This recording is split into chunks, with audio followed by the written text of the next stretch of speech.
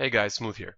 As many of you know, I was trying to find some condoms big enough for all the new Monster Meat subscribers, but it's turning out to be a little more challenging than one would expect.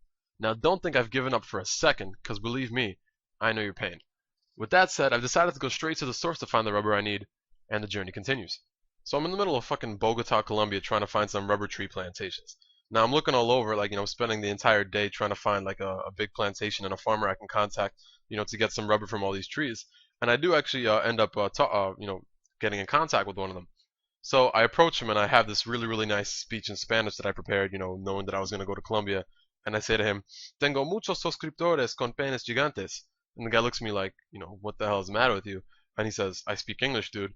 And then I'm like, oh, great. So now we can have this transaction in English.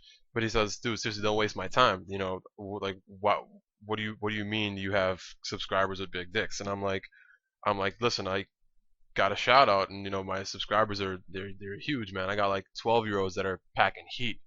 And he goes, seriously, stop wasting my time. This isn't funny. And I was like, listen, having a big dick isn't funny at all. I was like, how would you feel if your dick was so big that when you pulled it out, the whole room smelled like a dick? I was like, listen, how would you feel that if your dick was so big that you couldn't sit down to take a shit without having to bring scuba gear for it? So after about 20 or 30 more one-liners, he basically goes to me, he goes, sir, calm down, calm down. I understand how serious the situation is. But listen, it's not my plantation.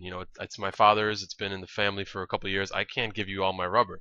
But what I can do is I have a whole bunch of rubber tree seeds, which I could give to you. And I said, how much do you have? Is it going to be enough? He says, considering what you're saying, I don't know if it's going to be enough, but that's all I can offer for now. So I said, hold off on that. I'm going to try to, I'm going to look elsewhere in the meantime. But I definitely appreciate you trying to help me. So after coming up empty-handed, I still had a few more ideas on how I can get these condoms. So I decided to fly out to Germany and talk to a garbage bag company. So I talk to the owner and I tell him what the whole situation is, and he thinks that I'm bullshitting him. So I tell him, listen, this is as serious as death. It's a tough situation for so many people. He goes, it's unbelievable, and he doesn't take me seriously at all. Like, he's literally about to walk away.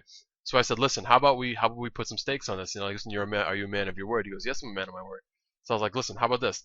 It's like, those are your two daughters over there? He goes, yeah, they're my daughters. I'll pay for both of their college educations if I'm lying. He goes, but if I'm right, I get to name both of them. And he's like, you know what? He said, what you said is so ridiculous. He goes, of course I'll take that bet. He goes, nobody has dicks that big. And I was like, all right, you're gonna see tomorrow. So I fly in a subscriber and we come back to the company the next day. And the guy takes a look at him and he goes, you can't be serious. And he takes a look at the kid, and just so you guys get a reference, this kid looks like he hasn't even hit puberty yet. He's a young guy, probably about 5'3".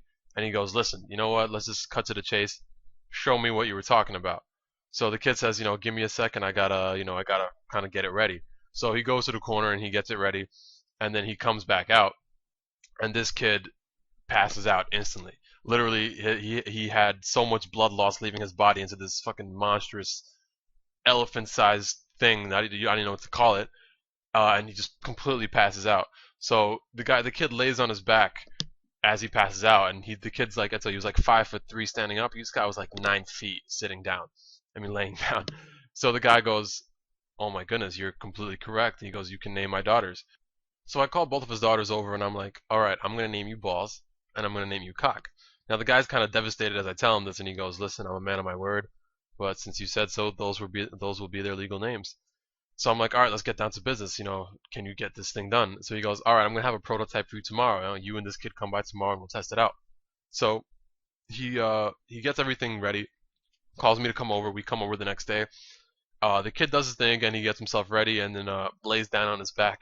So the guy tries to put it on him. This is like this big garbage bag size thing, and he goes, I can't do this myself. So I'm like, I'm not trying to help. So I call his daughters over. I'm like, yo, Cock and Balls, come over here and help this guy out.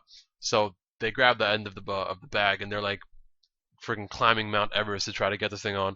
But they eventually get it on, and then I'm like, all right, it looks like it sort of fits, but now we got to test it out.